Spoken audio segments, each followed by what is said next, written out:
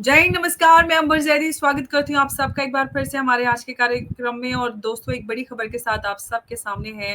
IMF की deputy managing director Gita Gopinath ने एक बहुत बड़ी भविष्यवाणी की है और उन्होंने कहा है कि जो अमेरिकन मार्केट है वो 35 ट्रिलियन क्रैश कर सकता है। जरा सोचिए कि अमेरिकन जीडीपी से भी बढ़कर अगर ये क्रैश आता है तो अमेरिकन मार्केट का क्या हो सकता है।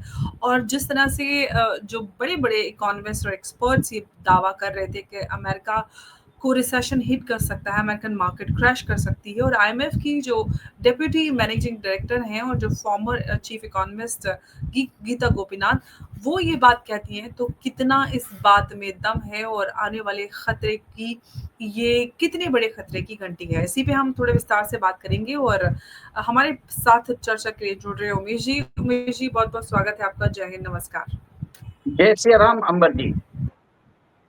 जय सिया राम उमेश जी। उमेश जी, गीता गोपीनाथ जो कि आईएमएफ की चीफ इकोनॉमिस्ट और जो अभी हैं मौजूदा, वो डेप्यूटी मैनेजिंग डायरेक्टर है आईएमएफ की, वो बड़ी बात कह गई हैं और उन्होंने कहा है कि अमेरिकन मार्केट क्रैश कर सकता है और 35 ट्रिलियन की जो वेल्थ है वो वाइप आउट हो सकती है, जो कि अमेरिका का जीडीपी है उससे भी 5 ट्रिलियन बढ़कर है। तो ये क्या समझा जाए, क्या कुछ हो सकता है अगर आप आईएमएफ की एक इकोनॉमिस्ट इस तरह की बात करती हैं, तो क्या समझें, क्या कुछ होने वाला है पूरी दुनिया में? क्या ये फियर साइकोसिस है, किस तरह की चीजें हो रही हैं, या वाकई में बहुत बड़ा कुछ खतरा आने वाला है? देखिए, ये जो शॉकिंग प्रेडिक्शन की है गीता हम्म। गोपीनाथ जी ने, जिसमें उन्होंने बोला है कि 35 ट्रिलियन डॉलर्स का American market capitalization wipe out हो सकता है। और उससे पहले हमें ये समझना पड़ेगा कि अमेरिका की टोटल मार्केट कैपिटलाइजेशन, उनकी जितनी भी लिस्टेड कंपनी की वैल्यू कितनी है, it is around 70 to 71 trillion dollars. और उसके अंदर अगर 35 ट्रिलियन डॉलर उड़ता है तो इट इज 50% करेक्शन। अमेरिका की इकोनॉमी है 30 ट्रिलियन डॉलर्स की, उनका डेट है 37 trillion dollar. Debt to GDP already 125% पहुंच चुका है। और जो उनका इकोनॉमी के हिसाब से, जीडीपी के हिसाब से जो मार्केट कैपिटलाइजेशन है, इट इज 2.5 टाइम्स पहुंच चुका है, रफली अराउंड 2.5 टाइम। ये एक तरह से बहुत ज्यादा वैल्यूएशन है। और इसके अंदर जो सबसे ज्यादा जो वैल्यूएशन है वो मैग्निफिसेंट सेवन की बोलते हैं। और इसके ये जो है यूएस की बड़ी टेक कंपनीज है, इनोवेशन कंपनीज, जैसे एप्पल है, Microsoft, Amazon, Alphabet, Meta, Nvidia, Tesla, इन लोगों की टोटल कंबाइंड मार्केट कैपिटलाइजेशन है around 20 trillion dollar, 20 to 21 trillion dollar हो सकती है। तो अभी समझ लीजिए, एनवीडिया जो वर्ल्ड के अंदर सबसे बड़ी उसकी वैल्यूएशन है, इसकी वैल्यूएशन अराउंड 4.7 ट्रिलियन डॉलर है। ये भारत की मार्केट कैपिटलाइजेशन, भारत की जो जीडीपी है उससे भी बढ़कर है। भारत की जीडीपी 4.2 ट्रिलियन डॉलर है, जबकि market capitalization of Nvidia is 4.7 trillion dollar. और अब यूएस मार्केट में सिर्फ यूएस इन्वेस्टर्स ने इन्वेस्ट नहीं किया है, वर्ल्ड ओवर भी इन्वेस्टमेंट्स आया है, और कम से कम 18 से 20 ट्रिलियन डॉलर वहां पे भी आया है। तो इन्होंने ये चीज बोला है, अगर कोई क्रैश आता है तो इसमें आप देखेंगे कि 20 ट्रिलियन डॉलर्स की जो अमेरिकन वेल्थ है वो डिसअपियर हो जाएगी। That is around 70% of American GDP. अब देखिए, 20 ट्रिलियन उड़ जाता है तो आप समझ लीजिए 30 ट्रिलियन में 20 ट्रिलियन उड़ जाता तो 70% तो गया आपका जीडीपी का। ठीक है।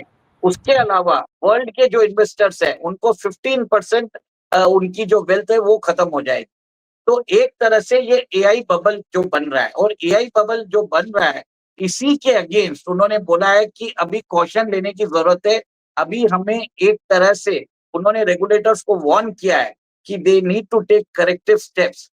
और इन्होंने इनको कंपैरिजन किया है कि जो 1999-2000 में डॉट कॉम क्रैश आया था, ये सिमिलर बबल वैसा ही बनता जा रहा है। और उसके बाद हमने देखा है कि डॉट कॉम बबल में अराउंड 5 ट्रिलियन डॉलर्स का जो मार्केट कैपिटलाइजेशन था खत्म हो चुका है।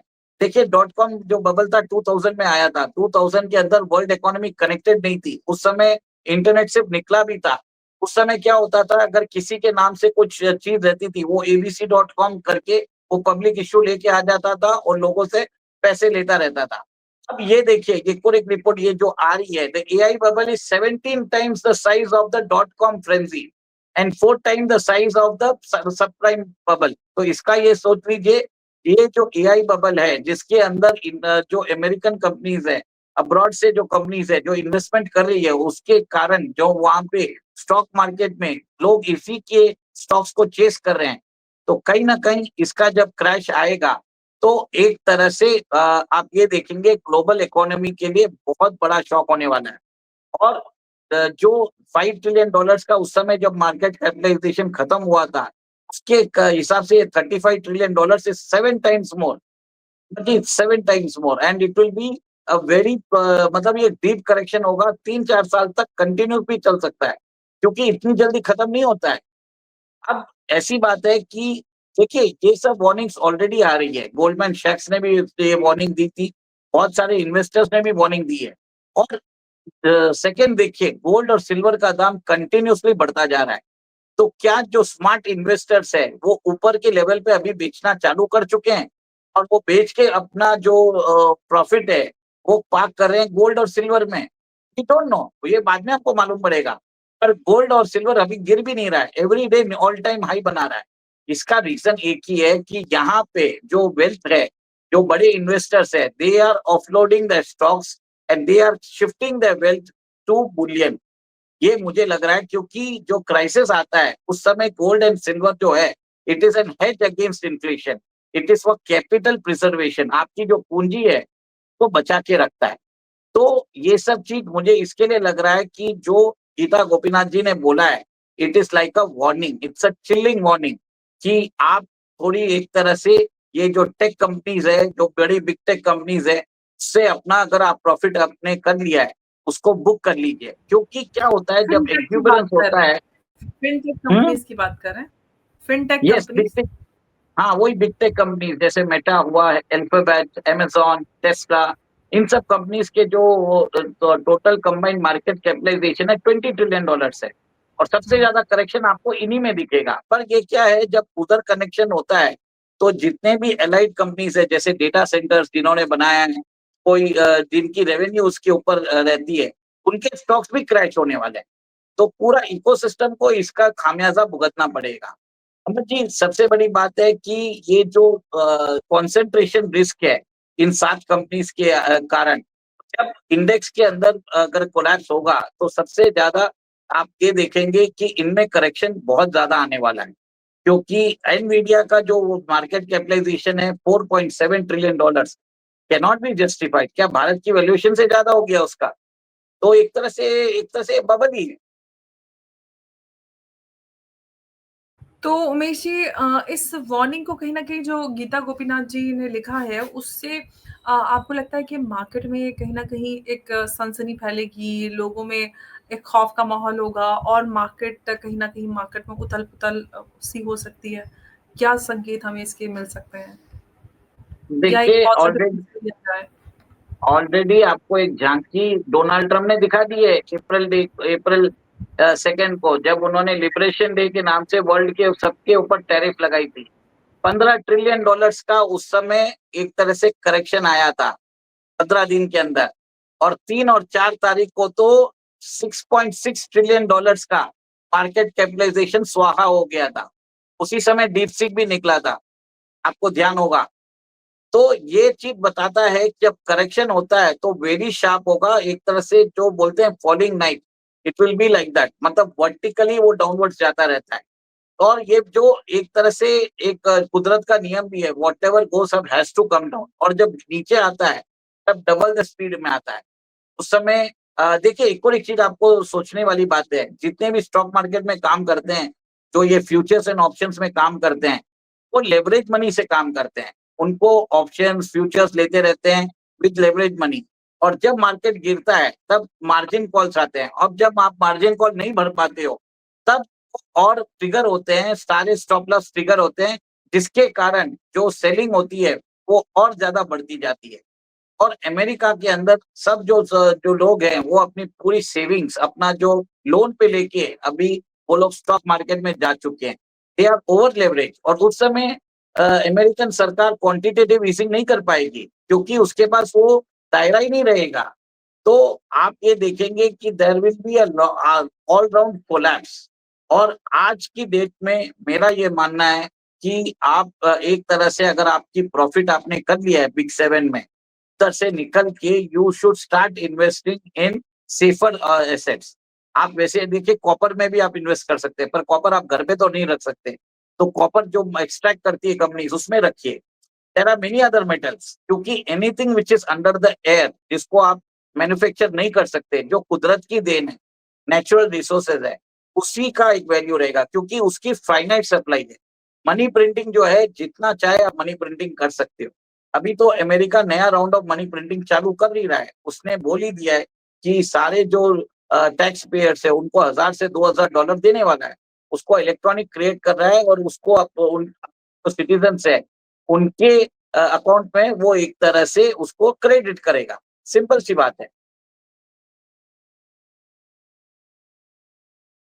लेकिन उमेश जी, जो मैंने बात पहले ही जो मार्केट है उसमें गोल्ड सिल्वर को लेकर पहले ही एक जो परेशानी है वो ये है कि अरे ये दाम क्यों बढ़ रहे हैं, क्यों बढ़ रहे हैं, क्या ये जानबूझ के सारा कुछ किया जा रहा है और बाद में अचानक से सब कुछ ये प्राइसेस नीचे आ जाएंगे। और क्रिप्टो और बिटकॉइन की हम बात ही कर रहे हैं, उस सब के बीच में हम फिर ये जो मार्केट क्रैश की बात गीता गोपीनाथ कहती हैं, अगर ऐसा होता है और मार्केट से इस तरह से 35 ट्रिलियन वाइप आउट हो जाता है, तो क्या स्थिति हम बनते हुए देख सकते हैं?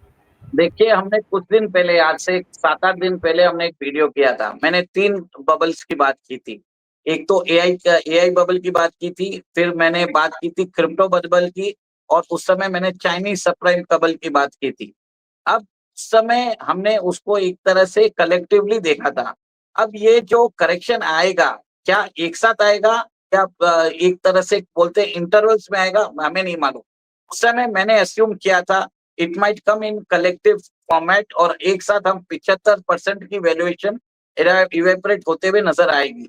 पर अब मुझे लग रहा है कि एक बड़ा ये बनेगा, पहले एआई का बस्ट होगा, फिर बाद में वापस मार्केट बढ़ेगा, फिर वापस क्रैश होगा। दिस इज पॉसिबिलिटी, कुछ भी पॉसिबल नहीं है, कुछ भी पॉसिबल है, आप ये समझ लीजिए। तो अमर जी, सिंपल सी बात है कि जब भी बबल बनता है, बबल के बाद एक तरह से बाद में क्रैश भी आता है। और हिस्ट्री बताती है, जब भी सिल्वर के अंदर आप इन्हें देखा है, कभी भी रन आता है, उसके बाद स्टॉक मार्केट क्रैश होता ही है। दिस इज एसेट साइकिल के अंदर एक तरह से, ये एक तरह से हिस्टोरिकल डेटा बताता है ये सब चीज। अ, बिल्कुल, हमने उस पे बात की थी और आपने कई काफ़ी सारे फैक्ट्स उसमें बताए थे, किस तरह से ये सारे चीज़ें, जिन बबल्स की आपने अभी एग्ज़ाम्पल दिया। लेकिन गीता गोपीनाथ जी, क्या ये सारी चीज़ें वहीं से कनेक्टेड है जो आपने बात कही और जो जिस तरह से गीता गोपीनाथ जी संकेत दे रही हैं, और हम भारत की बात करें तो उससे भारत पर क्या असर आएगा? देखिए, गीता गोपीनाथ जी ने एक तरह से जो बताया था, वो एक तरह से वार्निंग है, और गोल्डमैन सैक्स ने भी पहले बोल दिया था। इसका मतलब ये नहीं है कि कल ही यूएस मार्केट गिर जाएगा, पर नेक्स्ट 12, 18, 24 मंथ्स में कभी भी कुछ भी हो सकता है। टाइमलाइन कुछ नहीं बोल सकते, ठीक है? बट आज जो स्टॉक मार्केट है, वो एक तरह से एक्सट्रीम वॉलेटाइल होने वाला है। आप देखेंगे कि एसेट क्लासेस के दाम इमीडिएटली बढ़ेंगे, जैसे आपने अभी गोल्ड और सिल्वर का देखा है। और गोल्ड कंटिन्यूस बढ़ता गया है, और गोल्ड जो मेरे ख्याल से पहले अराउंड 1 किलो शायद मेरे ख्याल से 80-90 लाख था, वो आज पहुंच गया है 1,30,00,000। और सिल्वर इंडियन मार्केट में 2 लाख से ऊपर चले गया था। अभी जो रिपोर्ट्स आ रही है कि आज जो सिल्वर है शायद 20 से 25 हजार रुपए किलो टूट चुका है। पॉसिबिलिटी है, क्योंकि बड़ा भी है। तो ये सब जो करेक्शंस बताते हैं, वॉलेटिलिटी बनने वाली है एसेट क्लासेस में।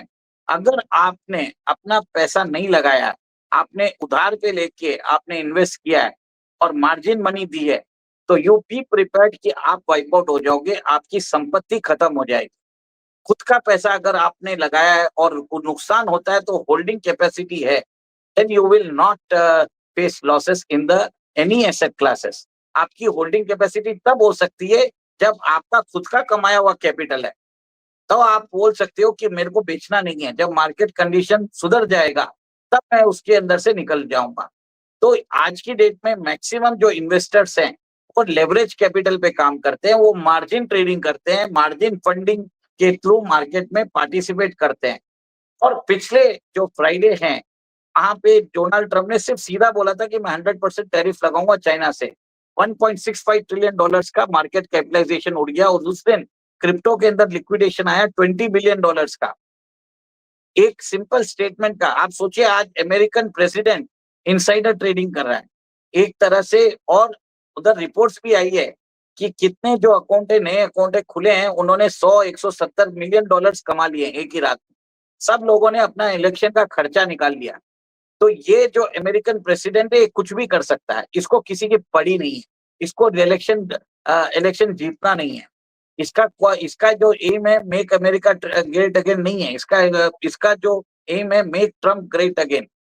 और ये वो काम वो ही कर रहा है। और अभी इसके बेटे ने भी बोला है ड्यू टू क्रिप्टो हमने 1 बिलियन डॉलर्स का वेल्थ जनरेट किया, जबकि इससे ज्यादा इन्होंने जनरेट किया। तो आप ये देखिए कि ऐसा प्रेसिडेंट जो रहेगा वो कुछ भी करवा सकता है। 35 ट्रिलियन डॉलर्स का जो क्रैश जो एस्टिमेटेड है तो बढ़ ही जाएगा। उसने क्या बड़ी बात है। और एक चीज है, 2008 का जब क्रैश आया था, जो टोटल जो सबप्राइम क्राइसिस का वर्थ था वो 3.2 ट्रिलियन डॉलर्स का था। उस समय यूएस गवर्नमेंट ने वो डेट को अपने अंदर ले लिया था। उन्होंने बेल आउट सब देखे।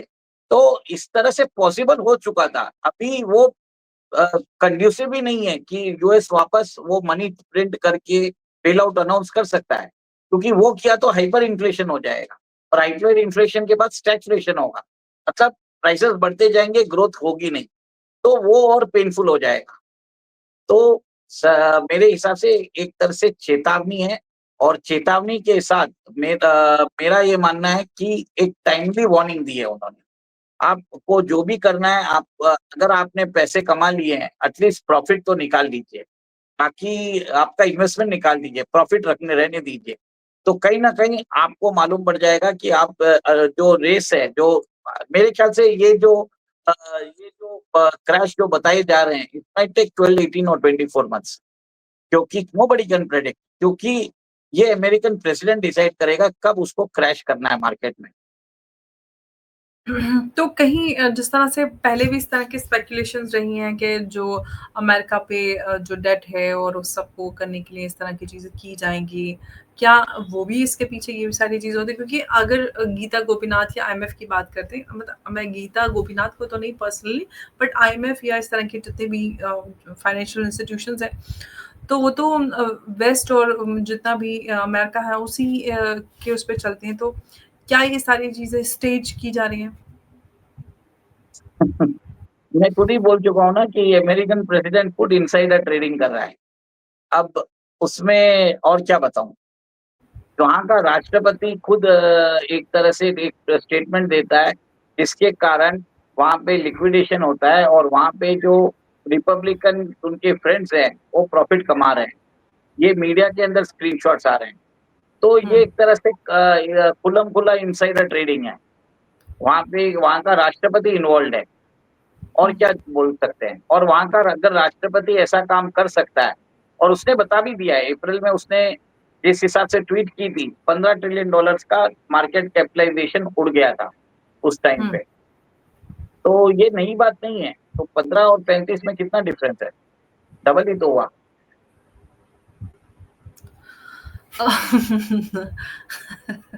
ऑफ कोर्स आप ऐसे बोल रहे हो जैसे कि 15 और 35 ट्रिलियन कुछ होते ही नहीं है, जैसे देखिए, जो 15 अप्रैल अप्रैल में आपको ध्यान है डीपसीक आया था, जी। 3 और 4 तारीख को जो स्टॉक मार्केट में 6.6 ट्रिलियन डॉलर्स का नुकसान हुआ था। और उसके बाद कंटिन्यूअसली थोड़ा-थोड़ा गिरता गया। तो उस समय जो टोटल गिरावट आई थी 15 ट्रिलियन डॉलर्स की थी। तो मैंने बोला 15 ट्रिलियन तो देख ही लिया है, 35 ट्रिलियन भी देख लेंगे, क्या बड़ी बात है। तो ऐसा नहीं है कि हमने एक्सपीरियंस नहीं किया। डोनाल्ड ट्रम्प हमको सारा एक्सपीरियंस करवा रहा है। हमको नहीं समझ में आ रहा तो ये हमारी गलती है। मतलब ये कि धीरे-धीरे झटके लगा के यूज़ टू कर रहे हैं, फिर एकदम से बड़ा झटका लगेगा। मतलब ताकि झटकों येस। की आदत बन जाए और सहन करके उनका काम करके सब रोते रह जाएँ घर में बैठ के, क्या है नुकसान हो गया टाइप्स, है ना? देखिए, ये बात तो मैं बहुत दिनों से बोल रहा हूँ, अब जाके वर्ल्ड के इकोनॉमिस्ट बोल रहे हैं। मेरा मज़ाक भी उड़ाते थे लोग। और अब जब मैं बोलता था पॉसिबिलिटी ऑफ 75% क्रैश, मेरा मजाक उड़ाया गया बहुत जगह। बट अब देखिए कि गीता गोपीनाथ बोल रही हैं तो कोई ना कोई फैक्ट्स के ऊपर ही बोल रही होगी। बिल्कुल यही बात मैंने की थी कि अगर गीता देखिए गोपीनाथ जी अभी तक तो क्रिप्टो के बारे में कुछ बोला नहीं है, उन्होंने सिर्फ एआई बबल के बारे में बोला है। एआई बबल का कॉस्टिंग 35 ट्रिलियन है, क्रिप्टो बबल का कितना होगा, चाइनीज सब प्राइम का कितना होगा, वो बता दीजिए ना। आप बिल्कुल। समझ जाइए बात को मैं क्या बोल रहा हूँ। और हो तो और ये कह सकते हैं। और आपको मालूम है वॉरेन बफे सबसे ज्यादा कैश में है आज की डेट में, $350 बिलियन का। तो जी अंबर जी ये सब इंडिकेटर्स है, एक्सप्लिसिटली कोई नहीं बोलता, इम्प्लिसिटली आपको सिग्नल समझना पड़ता है। तो इस खतरे से बचने के लिए आम लोग क्या कर सकते हैं मतलब? सिंपल सा चीज है कि कैश अपने घर पे रखिए, आप अपनी सेविंग्स बढ़ाइए, आपके जितने खर्चे हैं 6 मंथ्स ऑफ इमरजेंसी फंड रखिए। अगर आपके खर्चे 6 महीने बाद आने वाले हैं उसके लिए आज से प्रोविजन कर लीजिए। स्टॉप ऑल जो बोलते हैं स्पेक्यूलेटिंग इन्वेस्टिंग। और जितने भी अपने जो पहले 6 मंथ्स का इमरजेंसी फंड रखिए घर पे, उसके बाद आप खर्चा करिए। पैसे अपने घर के अलमारी में रखे हैं या फिर ये अकाउंट में रख सकते पॉसिबिलिटी वहां उधर भी रख सकते हो, किधर भी रख सकते हो, हैं? कैश रख अकाउंट में सकते सेव हो या नहीं कर सकते, बैंक अकाउंट सेविंग अकाउंट्स में सेव नहीं दोनों कर जगह रख सकते हो, कोई फर्क नहीं पड़ेगा। आपका महीने का खर्चा अगर 25,000 है, आप 1.5 लाख रुपए घर पे रखोगे या बैंक में रखोगे, एक ही बात है। अगर किसी को बैंक के ऊपर नहीं है तो घर पे भी रख सकता है, पर दोनों ही सेफ है। जी। उमेश जी बहुत बहुत धन्यवाद इस पूरे अपडेट पर हमारे साथ विस्तार से जानकारी साझा करने के लिए। नमस्कार, जय हिंद, जय भारत। जय सिया राम। जय सिया राम उमेश जी।